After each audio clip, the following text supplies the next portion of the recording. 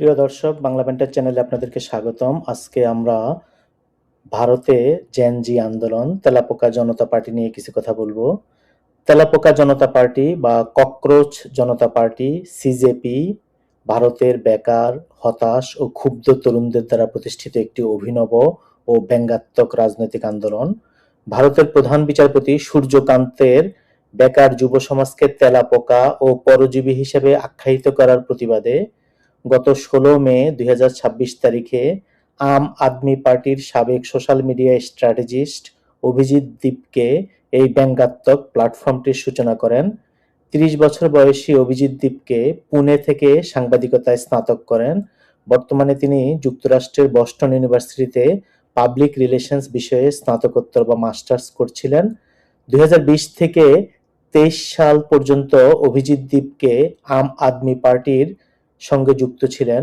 তিনি দলটির social media টিমে স্বেচ্ছাসেবক হিসেবে কাজ করেছেন। ২০২০ সালের দিল্লি বিধানসভা নির্বাচনে কেজরিওয়ালের দলের হয়ে মিম ভিত্তিক ডিজিটাল প্রচারণায় তিনি বড় ভূমিকা রাখেন।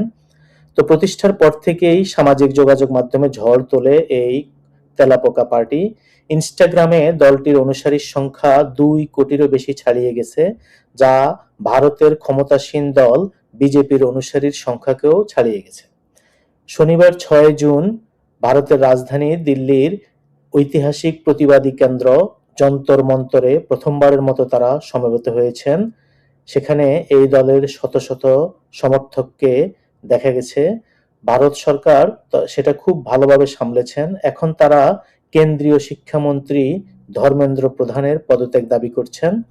সমাজকর্মী সোনম ওয়াংচুক এবং অভিনেতা প্রকাশ রাজ তাদের আন্দোলনের সাথে সংহতি প্রকাশ করেছেন। তো ভারত সরকার প্রথম দিকে এই আন্দোলনকে পাকিস্তান ভিত্তিক এবং বাংলাদেশের ভূমিকা আছে বলে মনে করে বিভিন্নভাবে তাদেরকে খাটো করার চেষ্টা করেছেন। এখনো অনেকে মনে করেন যে এতে বিদেশি ইন্ধন আছে, বিশেষ করে জর্জ সোরসের ওপেন সোসাইটির পক্ষ থেকে ফান্ডিং করা হতে পারে বলে মনে করা হচ্ছে। তো অতিকায় হস্তি লোপ পাইয়াছে, তেলাপোকা টিকিয়ে আছে বাংলা সাহিত্যের একটি গুরুত্বপূর্ণ কোটেশন, যেটা শরৎচন্দ্র চট্টোপাধ্যায়ের বিলাসী গল্প থেকে নেওয়া। তো সেখানে তিনি বলেছেন যে অতিকায় হস্তি যেমন ম্যামথ একসময় ছিল, কিন্তু তারা এখন আর দুনিয়াতে নেই। অপরদিকে তেলাপোকা টিকে আছে। তো হিন্দুত্ব নিয়ে তেলাপোকাদের কি চিন্তা ভাবনা?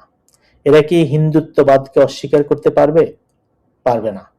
ফলে ভারতের জেঁকে বসা হিন্দুত্ববাদের সাথে তেলাপোকাও টিকবে না। শেষ পর্যন্ত এরা কিছু করতে পারবে না, তেলাপোকার মতোই টিকে থাকবে। অনেকেই আশঙ্কা করেছিলেন ভারতের এই আন্দোলন নেপালের জেনজি আন্দোলনের মতোই রূপ নেবে কিনা। তেলাপোকা পার্টির আন্দোলনকে দক্ষিণ এশিয়ার কয়েকটি দেশে ঘটে যাওয়া নানা ধরনের জেনজি অভ্যুত্থান বা বিপ্লবের একটি প্রতিক্রিয়া হিসেবে দেখা যেতে পারে। তবে ভারতের তরুণ যুবকেরা কিছুই করতে পারবে না, কারণ ভারতীয়দের সেরকম ঐতিহাসিক নজির নেই। দেশটাও অনেক বড়। সেজন্য অনলাইনে কোটি কোটি অনুসারী পাওয়া যাবে, কিন্তু রাস্তায় নামার জন্য সেরকম কোটি কোটি লোক পাওয়া যাবে না। এছাড়া ভারতে সর্বভারতীয় বিপ্লবী নেই। যারা ছিল তারা বেঙ্গলে। সেখানেও এখন বিজেপির হিন্দুত্ববাদের প্রতিষ্ঠা হয়ে গেছে। সবাই এখন আসলে বিজেপির হিন্দুত্ববাদের ছাতার তলে আশ্রয় নিয়েছে, যার ফলে ভারতের জন্য হিন্দুত্বের অতিকায় হস্তিই টিকে থাকবে। তেলাপোকারা ডিজিটাল হাউকাউ করা পর্যন্তই সার হবে। ভাগ্যিস ডিজিটাল মিডিয়া ছিল, তা না হলে তেলাপোকা পার্টিরও জন্ম হতো না।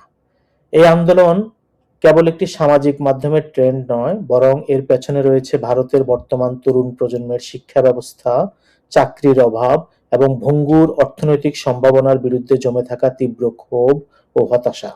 রাজনীতিকদের জন্য বেকার যুবকদের এই ক্ষোভকে আমলে নিয়ে সেটা প্রশমনের জন্য পদক্ষেপ নেওয়া উচিত। সেটা তাদের টুইটার, ইনস্টাগ্রাম বন্ধ করে নয়, বরং বাস্তব পদক্ষেপ নিয়ে বেকার সমস্যার সমাধানের ব্যবস্থা করাই হবে এর সমাধান। তো বর্তমানে দেশে দেশে জেন জি বা জেনারেশন জেড প্রজন্ম ক্ষমতাসীন রাজনৈতিক দলের বিভিন্ন পলিসি নিয়ে অসন্তুষ্ট। কোথাও তাদেরকে রাজাকারের নাতিপুতি বলা হচ্ছে, কোথাও তেলাপোকা বললে তারা মাঠে নেমে আসে। ভার্চুয়াল লাইফে বড় হওয়া এরা খুব সেন্সিটিভ, সহজেই সেন্টিমেন্টাল হয়ে যায়। এদের মেন্টাল হেলথ বা মানসিক স্বাস্থ্যের অবস্থা শোচনীয়। কেউ তাদের গালি দেবার আগ পর্যন্ত তারা রাজনীতি বিমুখ থাকে, কোনো রাজনৈতিক কর্মকাণ্ডে তাদের অংশ নেই। হঠাৎ করে তারা মাঠে নেমে আসে, এলাম দেখলাম জয় করলাম টাইপ। তো সরকারের পলিসির বিরোধিতা করে তারা বিরোধী দলকে বা প্রতিষ্ঠিত কোনো রাজনৈতিক দলের সমর্থন না করে সুযোগ পেলে নিজেরাই সরকার গঠন করতে চায়, যেমনটা আমরা নেপালে এবং বাংলাদেশে দেখেছি। এদিকে তাদের রাজনীতি এমনকি কোনো ধরনের কাজের অভিজ্ঞতা নেই। সুযোগ পেলে তারাও লুটপাট, চাঁদাবাজি, দুর্নীতিতে কম যায় না, যেটা বাংলাদেশের অভিজ্ঞতা থেকে খুব ভালোভাবে বোঝা গেছে। তাদের ধৈর্য এবং দেশ চালানোর অভিজ্ঞতাও নেই, এদিকে ভাগে বেশি চায়। তো জেনজির মূর্খতা মাঝে মধ্যে হাসির উদ্রেক ঘটায়। যেমন বাংলাদেশে জেনজিদের অনেকেই মনে করেন হাদি ভাই বাংলাদেশের জাতীয় কবি কাজী নজরুল ইসলামকে পরিচিত করিয়েছেন। তারা নিজেরা জানতো না, সেজন্য মনে করে বাকিরাও বুঝি জানে না। একইভাবে হাদি ভাইয়ের ইনকিলাব জিন্দাবাদ স্লোগান এখন ভারতে জনপ্রিয় হচ্ছে দেখে তাদের অনেকেরই চরম পুলক হচ্ছে। তারা মনে করতেছে যে ভারত হাদি ভাইকে অনুসরণ করতেছে। তা আসলে ইনকিলাব শব্দটি মূলত ভারত আরবি ইনকিলাব, যার অর্থ বিপ্লব বা পরিবর্তন। এটি উর্দু এবং হিন্দি ভাষায় ব্যাপকভাবে ব্যবহৃত একটি শব্দ। 1921 সালে ভারতের কমিউনিস্ট পার্টির অন্যতম প্রতিষ্ঠাতা এবং বিশিষ্ট উর্দু কবি মাওলানা হাসরত মোহানি প্রথম ইনকিলাব জিন্দাবাদ স্লোগানটি তৈরি করেন, যার ভাবার্থ হলো বিপ্লব দীর্ঘজীবী হোক। কিন্তু বাংলাদেশের জেনজিদের সেটা জানার প্রয়োজন নেই। তারা খুব সহজেই বলে দিচ্ছে যে ভারতে আন্দোলনকারীরা হাদি ভাইয়ের স্লোগান দিচ্ছে। তো জেনজি না হয় তাদের অনভিজ্ঞতা, মূর্খতার কারণে লোক হাসাচ্ছে। কিছু বুড়ো হাবড়াও এবং হিন্দি কেশ পাকা লোক এদের মুতে আছাড় খাচ্ছে। তারা নিজেদের জীবনে বিপ্লবী কোনো কিছু না দেখে এখন তেলাপোকা বা রাজাকারের নাতিপুতিদের উপর ভরসা করছে। এদের এক পা কবরে চলে গেছে অথবা মৃত্যু চিন্তায় আচ্ছন্ন বুড়ো হাবড়ারা জেনজিদের চেয়েও বেশি কুসংস্কারাচ্ছন্ন এবং মূর্খের মতো আচরণ করছে। মরার আগে খড়কুটো যা সামনে পাচ্ছে সেটা আঁকড়ে ধরে ব্যর্থ জীবনের হিসাব মেলাতে চাইছে। কারণ কোনো ধরনের রাজনৈতিক অভিজ্ঞতা নেই, এবং দেখা গেল যে শিক্ষা দীক্ষা বা কোনো কিছুতেই তারা তেমন ভাবে রাষ্ট্র পরিচালনার মতো উপযুক্ত নয়। এরা শেষ পর্যন্ত যেটা হয়, যেমন বাংলাদেশে যেটা দেখা গেছে যে তারা জামাতে ইসলামের তলে গিয়ে, ছাতার তলে গিয়ে আশ্রয় নিয়েছে। এখন তারা আসলে জেনজির বদলে, জেনজির থেকে যে পার্টিটা হয়েছে বাংলাদেশে এনসিপি, তারা আসলে জামাতে ইসলামের সি টিমে পরিণত হয়েছে এবং তারা তাদের কোনো নীতি আদর্শ বা বৈপ্লবিক কোনো চিন্তা ভাবনা নেই।